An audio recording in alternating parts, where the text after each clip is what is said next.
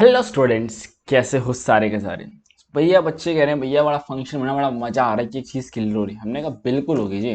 अगर आप बस सारी बातें सुनते जाएंगे और वीडियो को पूरे पूरे देखोगे तो चीज़ें क्लियर होगी। आधी छोड़ के चले जाओगे तो फिर मामला सेटल नहीं होने वाला है।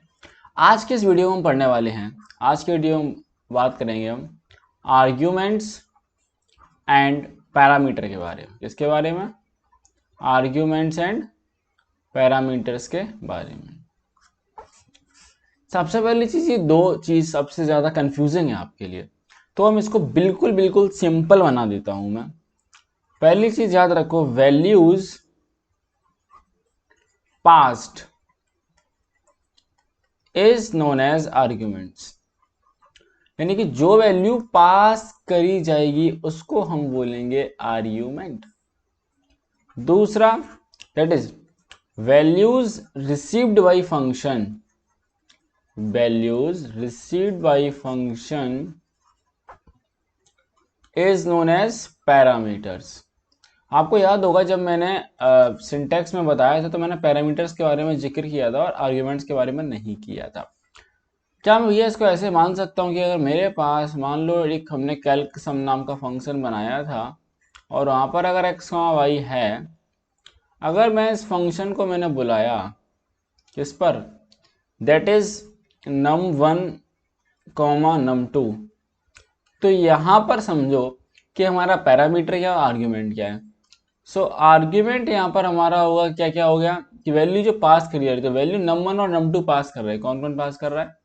वैल्यू पास कर रहा है आपका num1 एंड num ऑफ 2। ठीक है, अब बचा आपका क्या? पैरामीटर। अब भैया पैरामीटर क्या है, तो देखो पैरामीटर का मतलब क्या होता है कि वैल्यू जो रिसीव कर रहा है फंक्शन में। अगर हम फंक्शन में देखेंगे तो वैल्यू रिसीव करने के लिए कौन बैठा है? यहाँ भैया बैठा है एक्स एंड वाई। ठीक है, तो ये मेक श्योर कि आपको चीज ये क्लियर होनी चाहिए। अब हम बात करते हैं कि पैरामीटर सॉरी हमारे आर्ग्यूमेंट्स जो, पहले हम बात करेंगे आर्ग्यूमेंट्स के बारे में। ठीक है, हमारे जो आर्ग्यूमेंट्स हैं कि आर्ग्यूमेंट्स ही आपके मेन चीज है यहाँ पर अभी। तो आर्ग्यूमेंट से कितने टाइप हो सकते हैं यहाँ पर? आर्ग्यूमेंट्स आपके तीन टाइप से हो सकते हैं। कितने टाइप के हो सकते हैं? तीन टाइप के हो सकते हैं। सबसे पहला टाइप क्या है? सबसे पहला आर्ग्यूमेंट है आपका लिटरल हो सकता है। यानी कि फॉर एग्जांपल अगर मैं इस कैल्क सम नाम के फंक्शन में एक्स वाई ना करूं, अगर मैं सीधा 4,6 भेज दूं तो ये भी चलेगा। ठीक है, दूसरा एक वेरिएबल हो सकता है, जैसे हमने अभी किया, हमने इस कैल्क सम नाम के फंक्शन में num1 एंड num2 भेज दिया। ठीक है, नेक्स्ट इज एक्सप्रेशन हो सकता है। क्या हो सकता है? एक्सप्रेशन। दैट इज मान लो कि मेरे पास, मैंने इस फंक्शन को कॉल किया है कैल्क सम को, और मैंने यहां कर दिया है num1 plus 2 and num2 multiply by 2। तो ये क्या हो गया? ये हमारा एक्सप्रेशन हो गया यहाँ से। ठीक है, कि हम इस तरीके से जो चीजों को भी यहाँ पर फॉरवर्ड कर सकते हैं। ठीक है, और भी हमारे कई मेथड्स हो सकते हैं, +1 +2 या मल्टीप्लिकेशन कर सकते हैं। अब एक बड़ी इंपॉर्टेंट चीज या दो पॉइंट आप इंपॉर्टेंट कह सकते हो, इनको समझ लो। That is arguments. तो कुछ चीजें कॉम्प्लेक्स है, अगर तुम सोचने पे आओगे तो मैं सिंप्लीफाई करके बता दे रहा हूं। Arguments are also known as, arguments को कुछ और नाम दिया जाता है, दैट इज एक्चुअल पैरामीटर। क्या बोलते हैं हम? Actual parameter and actual argument. ठीक है, कि दो नाम दिए गए हैं, पहला एक्चुअल आर्ग्यूमेंट और दूसरा एक्चुअल पैरामीटर। ठीक है, एंड वहीं पर हम पैरामीटर को दो नाम देते हैं, दैट इज पैरामीटर्स को हम बोलते हैं these are also called formal parameter. क्या बोलते हैं इसको हम? Formal parameter and formal argument.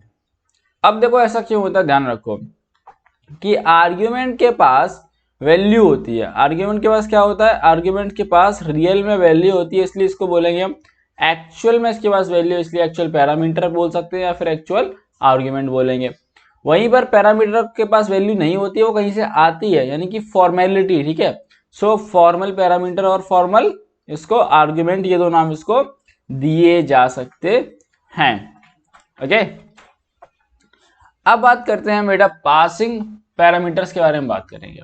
Argument की बात हो गई, चलो अब बात करते हैं हम पासिंग पैरामीटर्स। और ये चीज़ें जो ध्यान से पड़ेगा उसको बेटा आगे कोई दिक्कत नहीं आएगी, क्योंकि वही बात है ना कि जिसके बिल्डिंग की बेस अच्छे हैं उसको आगे कोई समस्या नहीं आ सकती है। सो हमारे पास पैरामीटर्स वो हैं 3 टाइप के होते हैं। कितने टाइप के होते हैं? 3 टाइप्स के होते हैं।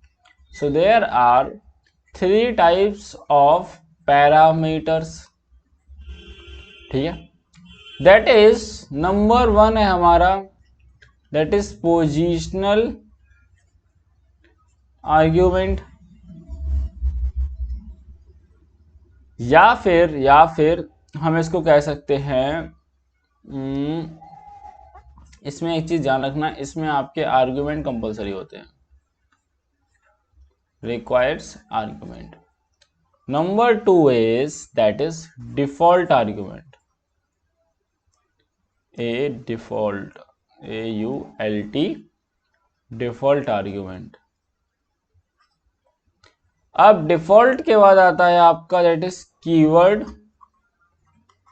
या इसको बोलते हैं हम और नेम्ड आर्ग्यूमेंट,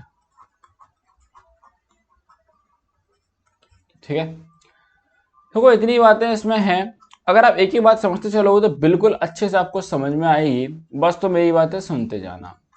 सबसे पहले समझो, देखो पोजिशनल आर्ग्यूमेंट। तो देखो बेटा पोजिशनल आर्ग्यूमेंट में क्या है, सारी बातें हो रही हैं, तुम्हें क्या लग रहा है यहाँ पर भैया हमें लग रहा है कुछ कुछ पोजीशन से रिलेटेड बातें होंगी, है ना, ऐसे समझ में आ रहा है ना मुझे? हाँ भैया समझ में आ रहा है।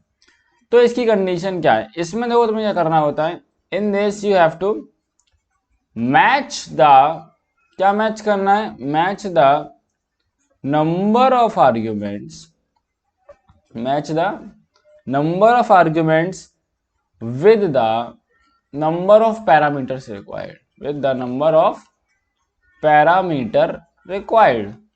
अच्छा उसका मतलब क्या हुआ, देखो ध्यान से समझना, बहुत इजी चीज है ये। इजी कैसे है, देखो जैसे कि मान लो मेरे पास एक फंक्शन है, ठीक है, ऐसे में यहाँ पे हमने कैल्क सब फंक्शन था ना अपने पास, और यहाँ x, y था, ठीक है, ये ऐसे कुछ भी स्टेटमेंट यहाँ आ जाएंगे। मान लो मैंने इस फंक्शन को कॉल करा है यहाँ पर, दैट इज कैल्क सम। तो अब इस फंक्शन के पास कितने पैरामीटर्स है, फंक्शन के पास बेटा 2 पैरामीटर है, दैट इज पहला x दूसरा y। अब 2 पैरामीटर है तो ये क्या बोलता है पोजिशनल आर्ग्यूमेंट की, जब हमारे पास नंबर ऑफ आर्ग्यूमेंट जो होंगे वो भी हमारे पास 2 ही होंगे। कितने होंगे, 2। इसीलिए हमने यहाँ पर आपने देखा था हमने 2,4 हम वैल्यू भेज सकते हैं। तो ये हमारा कॉन्सेप्ट किस चीज का, दैट इज पोजिशनल आर्ग्यूमेंट। आपके एग्जैक्ट मैच करने चाहिए, आप डिफरेंट तरीके से भेज सकते हैं। देखो ये भी आपका तरीका हो सकता है, मेरा तरीका एक ये भी हो सकता है, ये हमारा तरीका नंबर 1 था। तरीका नंबर 2 की अगर हम बात करें तो हम यहाँ ऐसे भी भेज सकते हैं, ठीक है।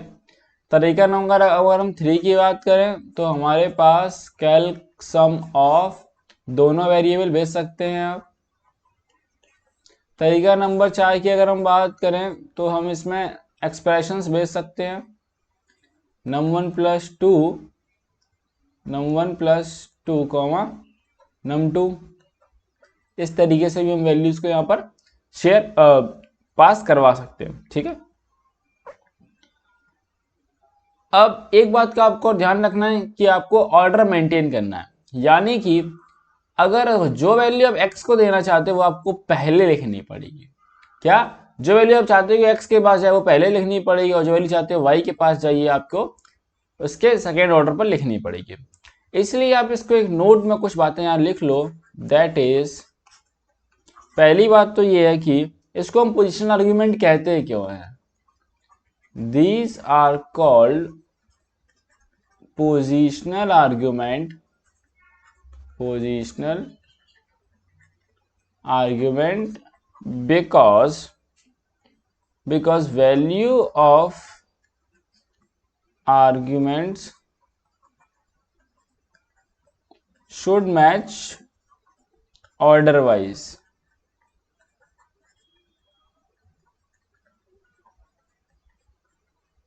शुड मैच ऑर्डर वाइज, ठीक है।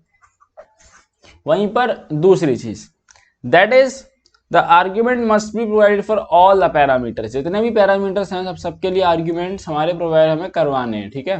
That is the arguments must be provided for all the parameters, जितने भी पैरामीटर्स हैं आपके सबके लिए आपको आर्ग्यूमेंट्स देना ही पड़ेगा, आप कुछ खाली नहीं छोड़ सकते हैं, ओके। अब एक कंसेप्ट है that is positional argument matching. अब तो मैं जितना बड़ा नाम लगा रहा है उतना बड़ा तो कंसेप्ट भी नहीं है, ये बहुत इजी कंसेप्ट है, कुछ नहीं है, कॉमन सेंस है। देखो जब हम किसी भी फंक्शन को डिक्लेयर करेंगे और हम जब भी किसी फंक्शन को कॉल करते हैं, ठीक है, तो बात क्या है, बात यहाँ पर इतनी सी है कि आपके जो आर्ग्यूमेंट्स हैं और आपके आर्ग्यूमेंट्स और पैरामीटर्स जो हैं वो यहाँ पर मैच किए जाते हैं, ठीक है। नंबर ऑफ आर्ग्यूमेंट्स और आपके जो पैरामीटर्स वो मैच किए जाते हैं, और इस मैचिंग वाले कंसेप्ट को हम कहते हैं पोजिशनल आर्ग्यूमेंट मैचिंग, ओके। क्या बात समझ में आई? अरे आया नहीं आया? अब तो आ गया होगा बेटा। Number 2 is default argument. अब ये थोड़ा कंसेप्ट आपको ध्यान से समझना पड़ेगा, बिकॉज यहाँ पे काफी सारी चीजें थोड़ी चीजें आपके लिए इंपॉर्टेंट हो जाती हैं। अब इसमें क्या है, देखो कि आप अपने फंक्शन के अपने पैरामीटर्स में कुछ हम डिफॉल्ट वैल्यू देना चाहते हैं। क्या देना चाहते हैं? Default value.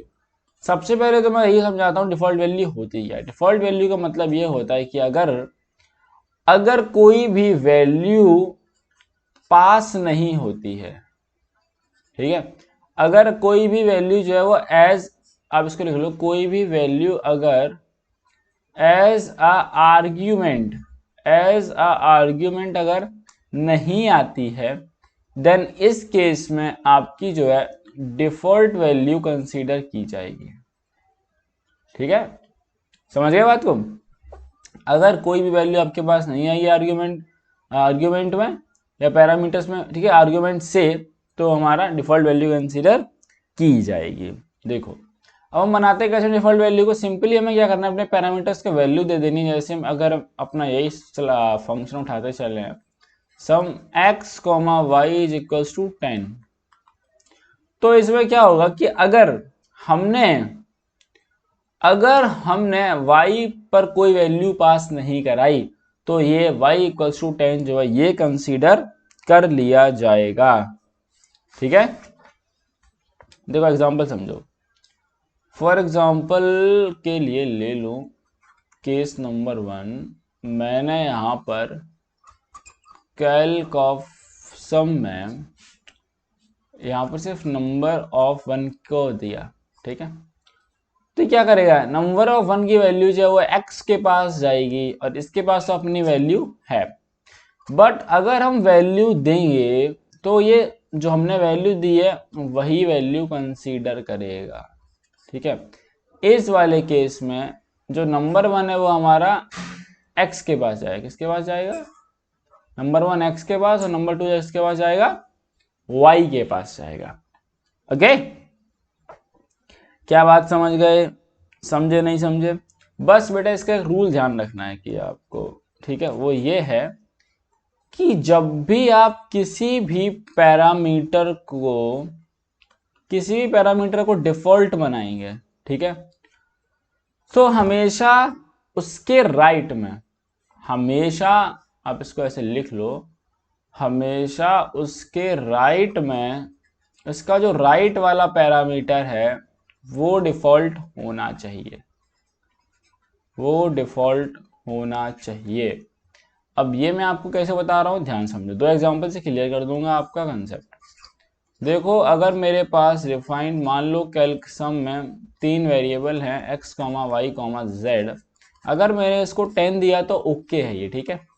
अगर वहीं पर मैंने अगर इसको दिया that is calc sum of, अगर मुझे y को मैंने 10 दिया और z को मैंने कुछ नहीं दिया तो यहाँ हो जाएगी बेटा गलती, ठीक है। अगर तुम्हें इस y वाले को बनाना है, यानी जिसको भी तुम बनाना चाहते हो उसके राइट साइड वाला भी आपका जो है वो डिफॉल्ट होना चाहिए, बिकॉज यहाँ पर तो कुछ राइट में था नहीं, तो यहाँ पर हम क्या ही डिफॉल्ट बनाते, ठीक है। अब ये डिफॉल्ट बनेगा कैसे, इसको हमें करने के लिए simply x, y is equals to 10, z बराबर 10 करना पड़ेगा, ठीक है। सो आज की वीडियो में इतना ही रखते हैं, मिलेंगे हम अगली वीडियो के साथ। तब तक के लिए मेक श्योर कि आप चैनल को सब्सक्राइब करें, वीडियो को शेयर करें अपने फ्रेंड्स के साथ, साथ में लाइक करके मोटिवेशन जरूर बनाएं।